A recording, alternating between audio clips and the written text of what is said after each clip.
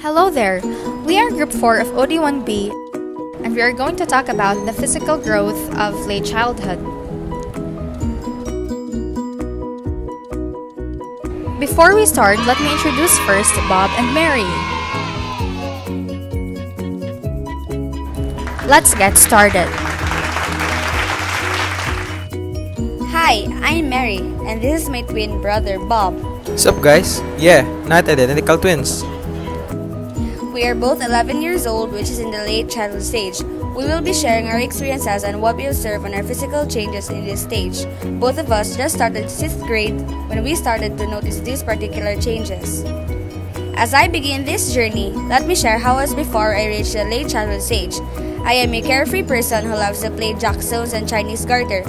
I also love being with my family. I value family occasions as it gives me the opportunity to share and open up to them. Like my sister, I am also going to tell about myself. I like playing video games and playing with my Nerf guns. I am very active and when I bathe, I usually play around with the water and pretend to be a shark as I shampoo my hair. Both Mary and Bob already know how to take a bath and can already toilet by themselves, such as any child in the late childhood stage. Although Bob and I already know how to dress ourselves, our mother is still the one who chooses our apparels because we're still learning how to dress accordingly and appropriately.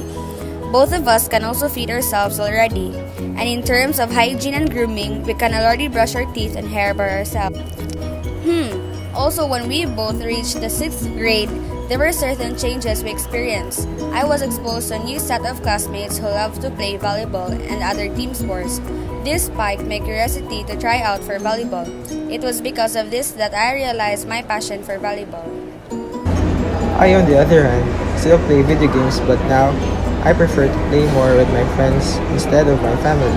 I also became interested in basketball and soccer. The kids usually start their day with doing morning stretches, which is followed by bathing. They also play the roles of being a student, daughter, son, and a sister and brother during this age. Their routines would include stretching, bathing, oral hygiene, dressing, toileting, eating breakfast, going to school, attending classes, go home, do assignments, eat dinner, watch TV, and sleep. They have habits of kissing parents before going in school, greeting teachers and friends upon seeing each other. I noticed that my body started to develop and grow into physical maturity. I noticed that my breasts got bigger, which is the reason why I use baby bras. And I observed hair growth in the pubic area and above my upper lip, and the armpits. Your breasts will start to grow during late childhood. They will start as breast buds, small mounds beneath the nipple and areola. The areola is the dark area surrounding your nipple. In the beginning, they may hurt sometimes and be tender when they are touched. This will go away as your breasts become rounder and fuller. The nipple and areola also darken. Towards the end of late childhood, one may also grow a small amount of hair around the areola. Pubic and armpit hair is when a girl or boy starts to grow hair around the pubic area and their underarms. This usually happens after one starts to develop breasts for girls, but for some, pubic hair starts first. Also, pubic hair mostly comes before underarm hair. Hey, so it's just me again. Let me tell you guys a secret. It's kinda weird, but it's about late childhood. One day, while I was showering, I noticed blood on my legs. Naturally, I panicked and called my mom, but she just explained to me that I am having my first period. Starting menstrual period is one of the changes towards late childhood. Your brain signals your body to produce hormones. Some of these hormones prepare your body each month for a possible pregnancy. This is called the menstrual cycle. Hormones cause the lining of the uterus to become thicker with extra blood and tissue. One of your ovaries then releases an egg, which is called ovulation. The egg moves down one of the two fallopian tubes towards the uterus. If the egg is not fertilized with a man's sperm, pregnancy does not occur. The lining of the uterus breaks down and flows out of the body through your vagina. The discharge of blood and tissue from the lining of your uterus is your menstrual period, also called as your period. My mom then taught me how to put on a pad and that I had to change it every after 4 hours when I had my period. Most girls start their periods between the ages of 12 years and 14 years, but some start earlier or later. When you first start having your period, it may last only a few days. Your first few periods may be very light. You may only see a few spots of reddish brown blood. Anywhere from 2 to 7 days is normal. The average menstrual cycle is about 28 days, but cycles that are 21 to 45 days are also normal. Over the next few weeks, I had to go to the clinic for our medical checkup for volleyball. The nurses measured my height, weight, BP, and the pulse rate. I noticed that the results stated that I grew 2 inches and gained 6 pounds of this year. This is because of the growth of organs, the skeletal system, and the muscular system. I also noticed that my appetite grew and concluded that it contributed to my weight and gain. I looked in the mirror and noticed that my mouth and jaw became larger.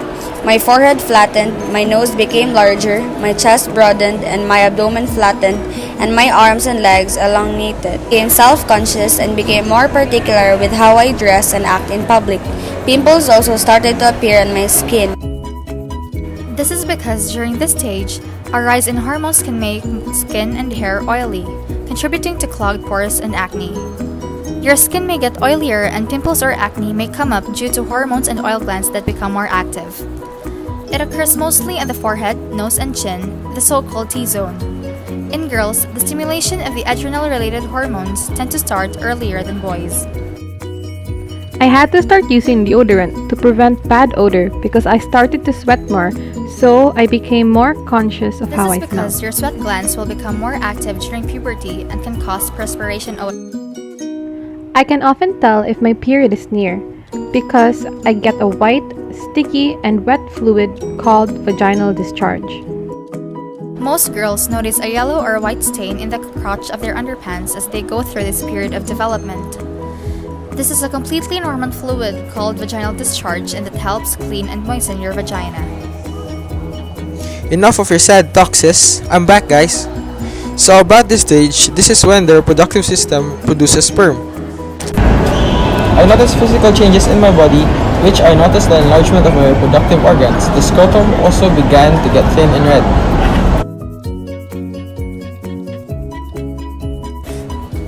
Hahaha! Oh well, this is normal anyway. Anyway, another thing I noticed is that my body structure changed as my muscle become more prominent.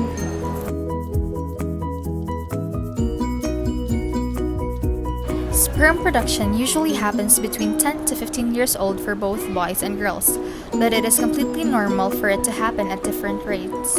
Also, the hypothalamus and pituitary gland, which are in the brain, initiate these changes. The hypothalamus secretes luteinizing hormone, releasing hormone, which stimulates the pituitary to secrete luteinizing hormone and follicle-stimulating hormone. Luteinizing hormone causes the testes to produce testosterone. Follicle-stimulating hormone plus testosterone causes the testes to produce sperm and the testicles store millions of tiny sperm cells. The testicles are oval-shaped and grow to be about 2 inches, 5 centimeters in length, and 1 inch, 3 centimeters in diameter. The testicles produce more and more of it. Testosterone is the hormone that causes boys to develop deeper voices, bigger muscles, and body and facial hair. It also stimulates the production of sperm. I also grew by 3 inches and gained 7 pounds in a year. I also noticed the growth of my pubic hair and underarm hair. Hair growth can often be traced to testosterone, a potent male hormone. Both sexes produce testosterone in their bodies, but to different degrees, of course. Testosterone stimulates hair growth in the face and body. Generally, the more testosterone, the faster and coarser body and facial hair will grow. Another thing is that I started to sweat more and gradually my voice started to deepen. It's the larynx or voice box that's causing all that noise. As the body goes through the end of late childhood, the larynx grows larger and thicker. It happens in both boys and girls, but the change is more evident in boys. Girls' voices only deepen by a couple of tones. Boys' voices, however, start to get significantly deeper. As he goes through puberty, the larynx gets bigger and the vocal cords lengthen and thicken, so his voice gets deeper. Along with the larynx, the vocal cords grow significantly longer and become thicker. In addition, the facial bones begin to grow. Cavities in the sinuses, the nose, and the back of the throat grows bigger, creating more space in the face, which gives the voice more room to resonate. Also, acne started to appear on my face, the condition that shows up as different types of spots, including whiteheads, blackheads, and pus-filled spots called pustules. It sucks. There was also a time when I woke up and felt something wet on my lower part, which I later discovered as wet dreams. Kinda gross, right? What happens to Bob was an involuntary ejaculation of semen as boys sleep. In most cases, there are no clearly identified causes of wet dreams. However, there has been a high association shown by research between long periods of sexual inactivity and the occurrence of wet dreams. Studies performed have suggested the reason to his correlation could be due to the high levels of testosterone that is present in males during periods of sexual inactivity. Another cause of wet dreams, especially to young pubertal males, has been attributed to the start of testosterone production in males. Testosterone production is associated with sperm production in many males. It is due to the testosterone production that sexual urges can be felt between men and women, and erections can be got at various times of the day. Yeah, so you can say our physical development is slow and steady.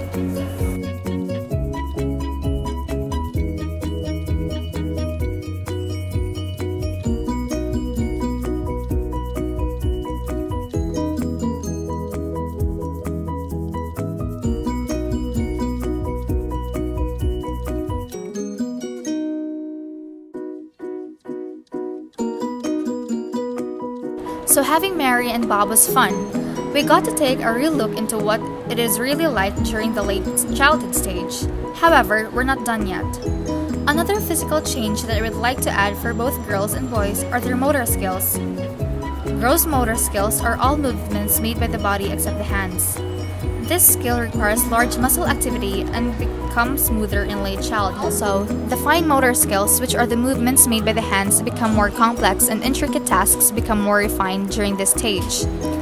The hands can be used independently and with ease. Some activities that uses fine motor skills are playing an instrument or engaging in arts and crafts. Before we end, let me add some additional information. Let us discuss more about what Bob and Mary or any late childhood child would do in their daily lives. Late childhood. During this stage, a few examples on the usual and observed routines of the child would be being responsible enough to intake multivitamins every day, eating more food during meals, attending school happily, play with peers more than they would play with their family. For their roles, son or daughters, student, friend, a gang or group leader, playmate.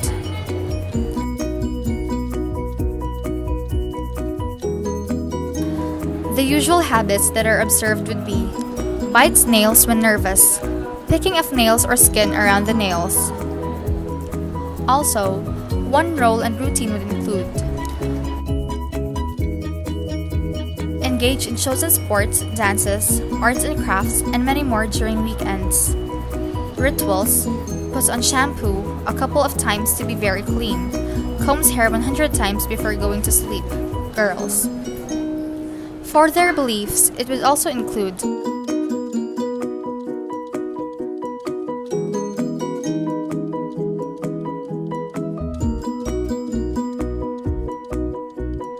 Before we end, here are the process skills, social interaction skills, and the environmental contacts for both physical and social.